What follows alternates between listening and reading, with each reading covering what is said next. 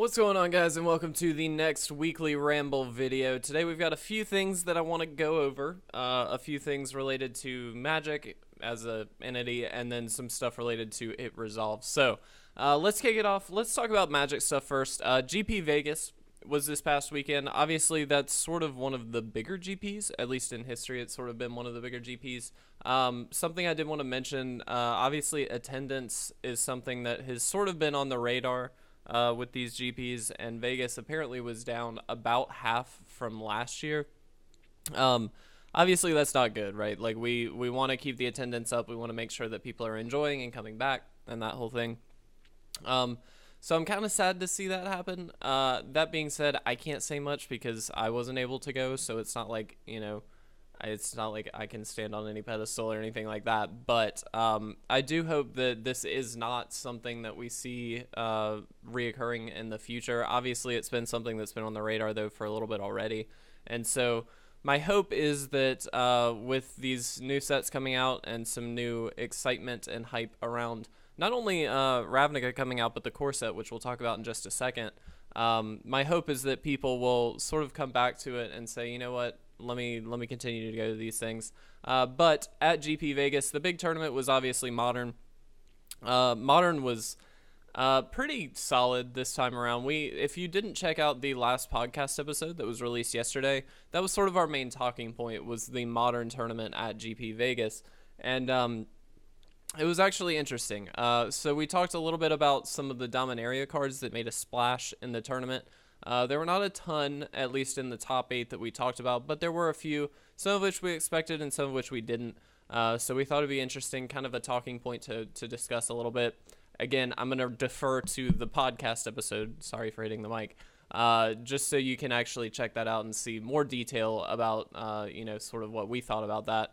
But a deck that I was really excited about was Bant Company, not Bant Humans.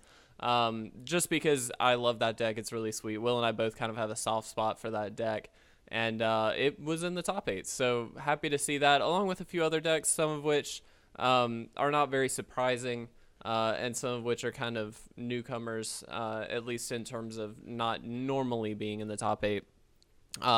KCI Combo, I believe, is the deck that won it, by Matt Nass. Congratulations to him. Matt Nass is a fantastic player. I believe he's with Channel Fireball, but he's genuinely just a great player. So really stoked for him. Glad that he won. KCI Combo is an interesting deck to win with, but the meta right now, as we talk about in the podcast episode, is kind of ripe for decks like that. Happy for that. They also did a beta draft, a Rochester draft, if I'm not mistaken, which is really interesting. If you don't know what a Rochester draft is, I would suggest going and looking it up. I know very little about a Rochester draft, only because I've never done one. But from my understanding, again, very limited, I believe they put the pack out all in front of all of the players face up, and then you sort of go around and you draft that way. So that means you kind of know what everybody's drafting. And obviously you can kind of draft accordingly. But it was a lot of fun, really interesting to watch. I don't remember the name of the player who won, so I do apologize. I remember the match between he and LSV though, and it was pretty solid. It was an awesome match. So cool to see some beta stuff.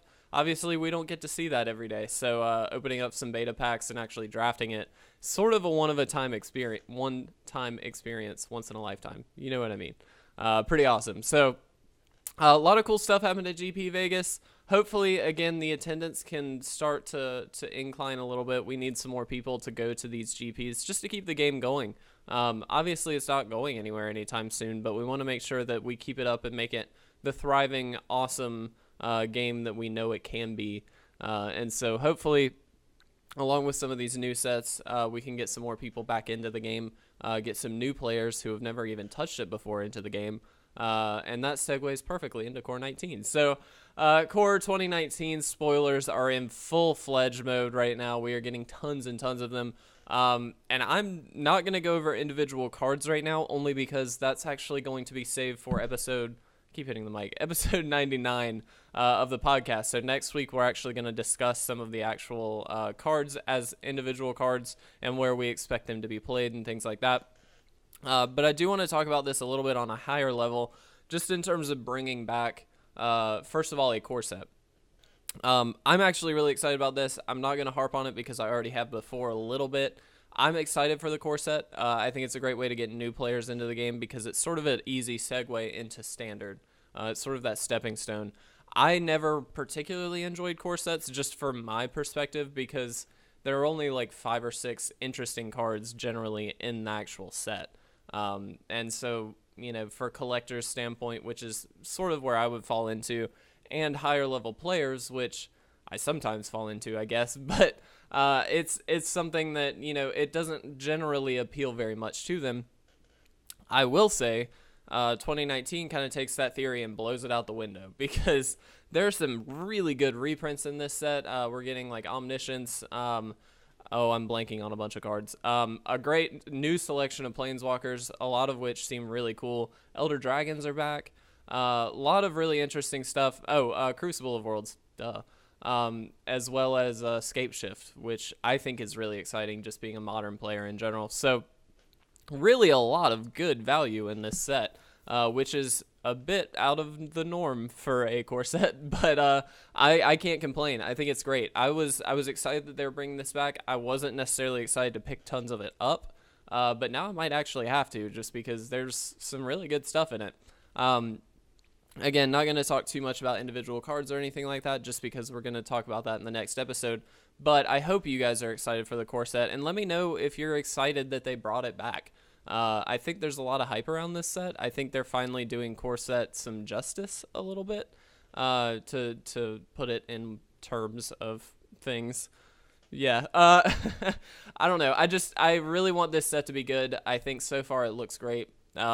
And again, I'm just pretty happy that they're bringing back core set. So that being said, that covers our next episode of the podcast as well. Episode 100 is coming up in 2 weeks, which is kind of insane. We've only been at this for a little over a year. Obviously, if you weren't with us in the beginning, we started off doing like 4 videos a week in terms of like podcast episodes, which was insane. Like that was way too much. We kept it up for a little bit. But it was a little bit easier. Then we didn't do much video or anything.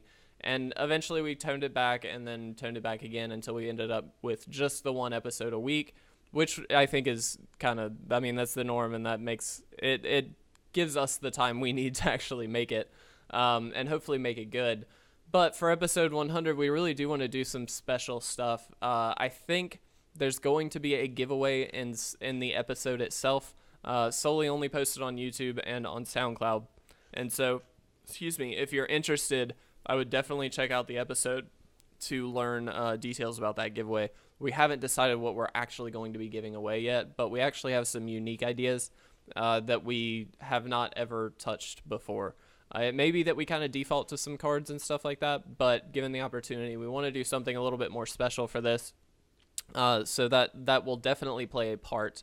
But we need suggestions. We're working on ideas and things like that of ways that we can celebrate and hopefully just have fun with the 100th episode. It doesn't necessarily need to be the most useful episode in terms of strategy or gameplay or anything like that. We just kind of want to have fun with it and enjoy it. It's not somewhere that we ever thought we would get to.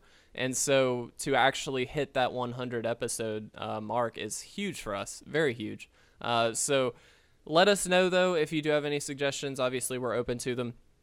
Another thing I wanted to talk about, and lastly on my list, we have some new content, in a way, coming out.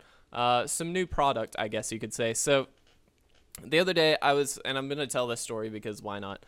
The other day I was sitting at work with very minimal things to do, and I actually happened upon a BioShock poster.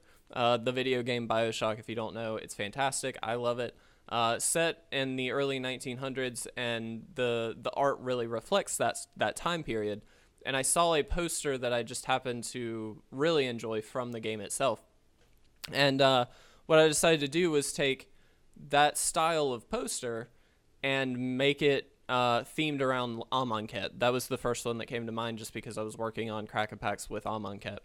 And so what I decided to do was create a poster, a tabloid-sized poster, in that style for Amonkhet. We did post these on Instagram. I've also made a Mirrodin one, and we're working on other ones already. and it got a hugely positive response that I did not expect. I kind of just made these on a whim just because I had nothing else to do, and people seem to really enjoy them.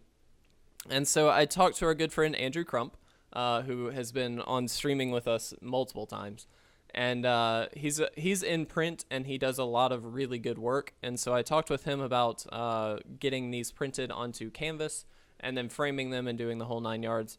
What we can do, price points and things like that. We're still in works to get exact price points and everything, but it seems like we're actually going to start selling these. That's something that you guys seem to be asking for based on comments on Instagram and things like that. And so we want to make that happen. And we also want to create and market more and more of these. Obviously, there's a lot of sets we can go through. And so we really have some good ideas for these that we're going to be kind of pumping out in the next few weeks. We're working on an online store right now where you can actually go and purchase them. But we obviously... It's going to be a little bit different because it's not like we're bulk ordering these. We're kind of doing these one at a time, at least for now.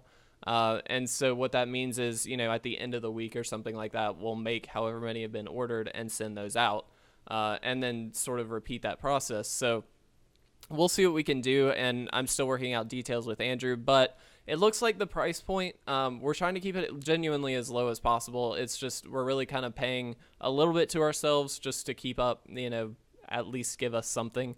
But really, we're taking the minimal amount. We're kind of pushing mostly to cover costs and pay a little bit to Andrew because he's doing a lot of the work in terms of printing and everything.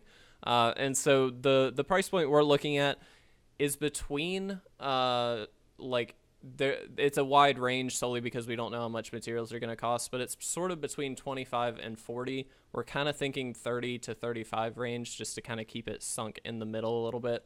But again, it's going to depend a little bit more on cost of materials, things like that, which Andrew is working on getting right now for us. So we're obviously going to do everything we can to get these into your hands because it seems like you guys are really enjoying these and hopefully want these.